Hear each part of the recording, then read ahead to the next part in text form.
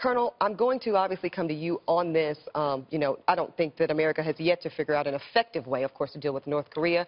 What do these sanctions mean through your lens? Nothing. Won't work. Ain't going to happen.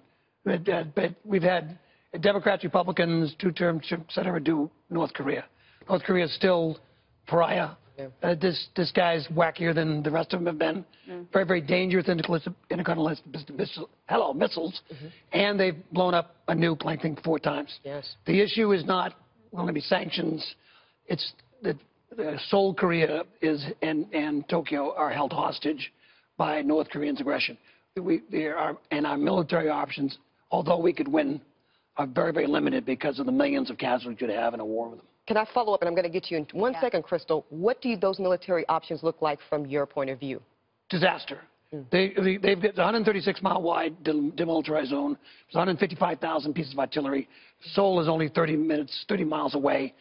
If we do a fast strike, that they still get 6 to 8 minutes warning. North Koreans. So then what options does the United States have? Because if you're saying that sanctions don't work, so putting that economic pressure on North Korea doesn't work, and now you're saying that the military options, which we all know are bad, and there aren't a lot of good military options, what does that leave? Where does that leave the United States then? There's only one road into North Korea. It's China. And the good news is, new administration's got the Chinese to actually say something aggressively about sanctions. That's a good news thing. But China is the only option. There is no, I'm just saying it's too hard a road militarily. We could win it, but it'd be millions of casualties, civilian casualties. Crystal, speaking of China, many Americans have felt hopeful that would be the primary way that we can win this looks like impending battle and war really against North Korea. Do you think they are at all serious? Because it looks like they've hesitated and kind of played chicken on this issue thus far with the U.S. Yeah, well, I don't know that I can get inside their minds, but I think this is a positive step forward, this UN Security Council resolution. I think it does indicate that everybody's on the same page. I think we have to give UN Ambassador Nikki Haley a lot of credit here. She has in a lot of ways been empowered to sort of walk a different line than what the administration has publicly said. I mean, the president came in with this very go-it-alone approach, and she's done a lot of work laying the groundwork there. And we see, even though I'm like you all, I don't have a lot of hope that these sanctions are actually going to have any effect, because this is a regime that has shown a willingness to let their people literally starve and die than chart a different course. But I do think that this is an important first step to at least have everybody on the same page, and maybe China steps up, because that is the only path probably to avoiding some sort of disastrous military conflict. Kat, let me ask you this. When we talk about a world coalition being required, all right, this is not something the U.S. can do alone. Clearly, we're all getting a clear picture of that. The likelihood, you think, of Ambassador Nikki Haley and her ability to get buy-in internationally around treating North Korea like the critical problem and imminent threat internationally that it is? Well, it all comes down to when it becomes to be something in those countries' own best interest. In terms of tension between the United States and North Korea, China loves that. They love to see us squirm. They love to see us having those issues. Well, they get to benefit economically, but they don't want war. That would be worse for them than it would be for us because of the refugee crisis and all sorts of other issues that would be created by having a power vacuum in North Korea.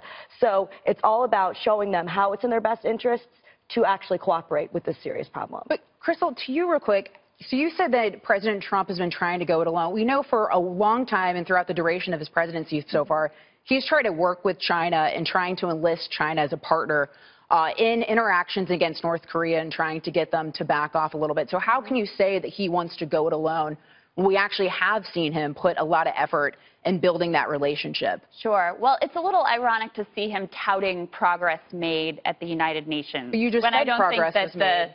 the United Nations is an institution that the, say, Bannon wing of the party particularly tends to celebrate. Is that right? what you're This pointing is the out, how Nikki ultimate Haley's sort of kind of able to make a distinction? Absolutely. Okay. So this is the ultimate sort of globalist, internationalist organization, right? This is, the UN is what people, again, in the Bannon wing always sort of rail against and want us out of the UN. This really underscores how it is important when you are facing a global crisis, which is what this is with North Korea, that we do have our friends and allies at the table. So again, I give him credit for that. I give Nikki Haley credit for really working on that ground. But I think this underscores we are not able to go it alone in the world. We need our friends and our allies. Those relationships are important, and they can't just be bilateral relationships. We need that global view. And earlier today, Secretary of State Rex Tillerson told reporters in Manila that if North Korea wants to engage in talks with the U.S., it must first stop launching missiles. And just a short time ago, U.S. officials told Fox News that American spy satellites detected North Korea moving anti-ship cruise missiles to a patrol boat off the country's east coast. As for how long a military moratorium would have to last to be taken as a signal, Tillerson said, we'll know it when we see it. To this, Colonel, I mean, obviously that's a good start, right? Them stopping the consistent and almost rivied up launching of missiles to show some, I don't know, good faith on their part? I'm just troubled by the leaks. Look, we just told the North Koreans what time a satellite goes over and what size boat it can look at. Tillerson's a good guy. Rich can know a lot of people that work for him. The issue is North Korea is almost an impossible nut to crack because they know what I just said. That yes, there's a seems to be a united front, United Nations, but there are very, very limited options that the world can put more onto them, and everyone jumps to the military option, and the Secretary of State just took all the negotiations off the table. You have to stop doing this, or we'll do that. And nobody expects, and I'm clearly not a politician, but nobody expects North Korea to go, oh, well, if the Secretary of State says that, we're going to stop shooting missiles. Well, that's fair, Cap. But ultimately, can we even engage? You go to the table to negotiate with people that are actively still testing missiles that we now know can hit the United States of America. Absolutely, but to your point also, it's important to remember that in North Korea, although these people are being oppressed by this horrible dictator, that what they're seeing in the state-controlled media is that we're the bad guys, that they need these missiles, that they need these nuclear weapons because we're going to go after North Korea, and we're this big, looming, scary threat.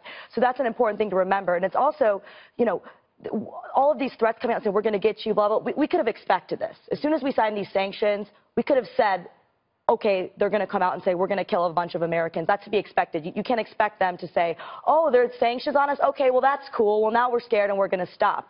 So it's important to kind of remember that they're going to retaliate, that they're going to say these things, and that people in North Korea don't see things the way that is happening in reality because they're not allowed to. No, Crystal, they don't see them in North Korea that way. But again, the global buy-in component, do you think what Rex Tillerson is articulating here is important and powerful?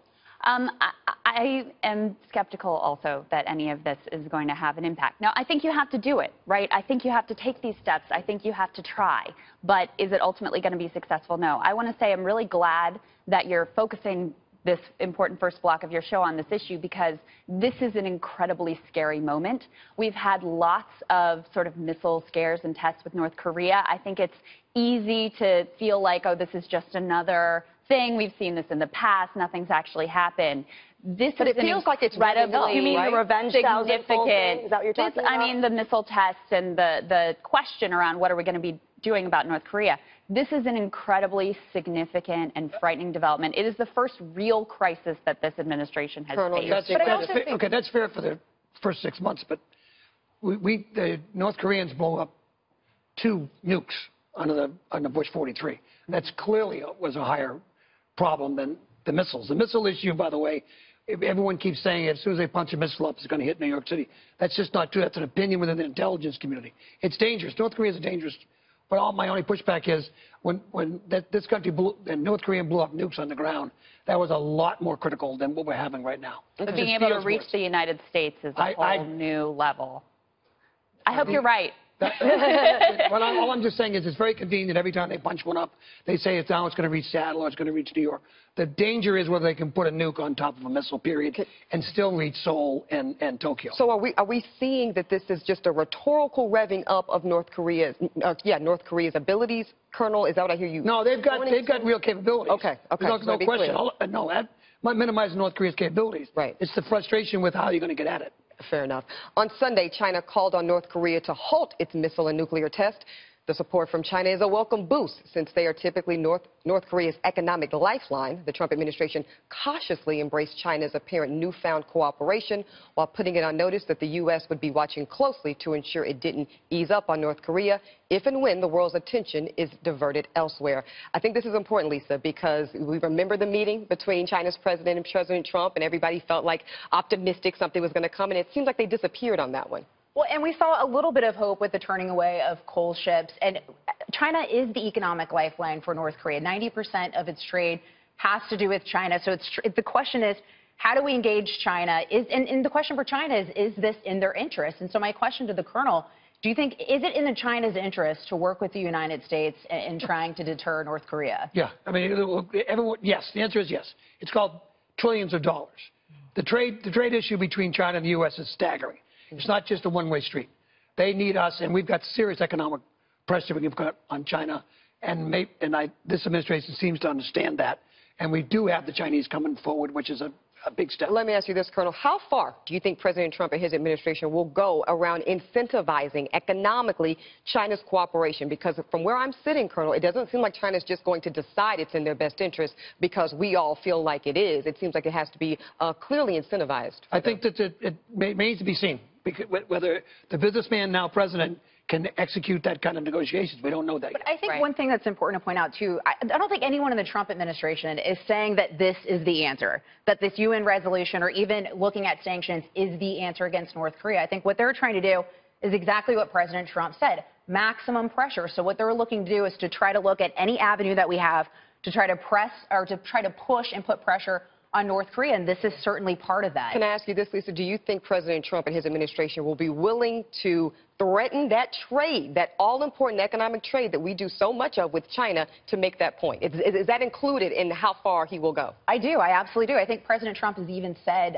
things along those lines in the past. So, yes, absolutely. But we know he said it, Kat. But, again, sometimes that's different than what he actually does, right? Sometimes he'll say one thing, do not another, in politics. say one thing. Oh, no. Okay. Thank you for clearing that up. That's not the way it works. Right. Well, but this is obviously a good sign, and this is really the only way that we could get to this problem without killing millions of people. This is a very, very serious thing, and although you can get scared by some of the rhetoric coming out of North Korea, and of course their actual capabilities getting to be more and more capable, military option is also just not an option in my mind, because it results in millions upon millions of innocent people being dead. It is technically an option, though, Crystal, although nobody wants to see civilians dead. It's a frightening option, and, you know, if we continue down this path, I think we could very well be headed there. Yeah, I just think the timeline, Colonel, looks like it's narrowing in terms of what our options are. I don't think his military advisors, like the Secretary of State and the Secretary of Defense, are going to allow that. That's my hope. Hopefully it doesn't get there. Absolutely. Guys have been to war. They don't want another one.